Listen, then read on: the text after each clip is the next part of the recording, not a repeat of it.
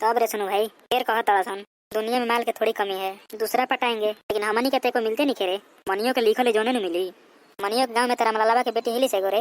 अरे भाई बहुत स्मार्ट बिया, हमनी के हाथ लागी मनी पर सरौती कबो करे ले रे। देखिला जब मन खुश हो जाला नु। और ई तो बात होइले हो, देखा एकरा बहिन से देखे दुल्हा कैसे मिलत है सुकर। स्मार्टे न मिलबई से, लौड़ा स्मार्ट मिलबई काहे रे।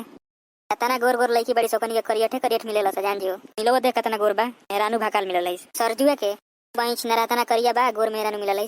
बात तो ठीक है कहत रे, सब के तो सही होतै सन। तू कोनो फिक्स नहीं के गोर बिया त गोरे मिलबई काहे हमनी के गोर नहीं की जगह। मनी के त वाला ही मानी जा गोर, लेकिन कुछ हुआ कह का भइलक। बाबू बहिन तना बौरा है, बेटी खूब स्मार्टे है। हाँ तो बौरा हवे घर नु जमली से स्मार्ट तबे नु करियर से हो जालन सन। अरे बात तो ठीक है कहत रे, यो तो बहिन बौरा है। रामलालावा तो सब खत्म है बहिन मारो लगा था कि ओकरो करियर ठे मिलबई। तो रामलालावा देखते बलाई का बहिन छिनार हमनी के देख के पसंद कलित। हाँ तो दूगो बेटी है मनी के बहिन पसंद करियो, लेकिन दोनों खतरनाक माल बड़ी सन, दोनों हिट है सरे भाई। शादी जब ओकनी से स्वर्गे सैर करबे जान जी है, वो तो बात बोलही बा। देखो ने रामलालावा होता नहीं भी बता का पूछे रे कि शादी करबो सकिना। लावा होता काहे में सरू करी शादी। बात तो ठीक है कहत रे, वहीं छिना रही थी बूटी बा माल कंटा पैदा कइले बा। तब हो चाचा कहां घुमत तड़ो।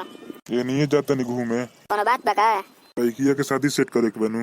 लड़का देखे जाता का। हां हमनी से देखो दे वहीं छिना अपन बेटी के शादी ना सुन भाई। बहुते बोलना तो सुन ली। आ फुसु फुसु बतियाव तड़ सरे। तू कुछ ना तो कौन गांव जातरा देखे। देखे नहीं जात सही एगो बातचीत भइल आदमी से। आदमिया घरे जात नहीं बात करे ओकरा से। नौकरिया से करबा के बिना नौकरिया से। तो नौकरिया से करम की ना कमाए वाला लड़का शादी करम रे। ना कमाई वाला से करियो, ना लड़की घरे भाग जेबो। काहे भागी रे। अरे दिन भर रात पर ड्यूटी पर रही तो दमरी कौन नादी मर दे। पन्ना देखना जे डिप्टी तू बना दे की कहे के बा, दिन रात पर ड्यूटी करी जाना दी कमर दे। तू जानो नादी की क्या करी। ना दले कैसे ना बनबो। ओही में कहियो अपन प्लांटी मरियो सन। ना सपना सपने रह जेबो। अनि साथे कहते दोनों लड़की के शादी। वहीं छिनरू लोग कमाए ना धमाए के तोनी से करी शादी हमरे। बहुते खुश रखम जा, तवन कहियो से तवन होई बुझलबो। एक बेहा क द ओकरा बाद तुरंते ना बन जीबो, अबे महीना बाद। करवा कमाई तो सोचलो जाइत ना कमाए ना धमाए के अवस्था तोनी से शादी करवा दी हमरे। हां तो जा करो करिया साथे।